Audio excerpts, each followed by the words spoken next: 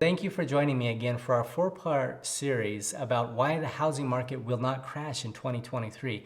Now, we've already talked a little bit about how, basic supply and demand works, that in our housing market, our problem is not demand, it's affordability. People want to buy a home. Millions of people want to buy a home today, in fact, but they just cannot afford it. So let's look back into the past to see what's happened before and see if this will help us to predict what's going to happen next. The first thing we want to look at is what happens when we go into recessions. Now, I know that the media and politicians haven't fully embraced this idea of a recession yet, but rest assured, we're going into a recession in 2023, and it will likely be a global recession, which means it will probably be somewhat hard to deal with.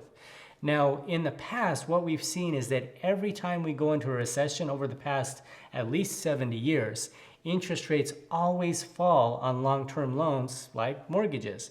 And so we can predict pretty confidently that when we go into the 2023 recession, interest rates will fall dramatically. The next thing we want to look at is what happens to home values during recessions.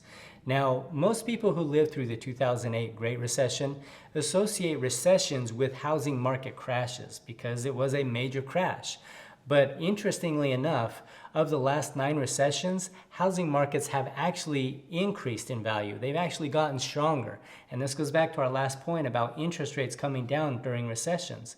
Because when interest rates fall, people tend to buy more homes. And when people buy more homes, the housing market actually stabilizes and gets stronger. The 2008 housing crash was actually atypical. That's not usually what happens during recession.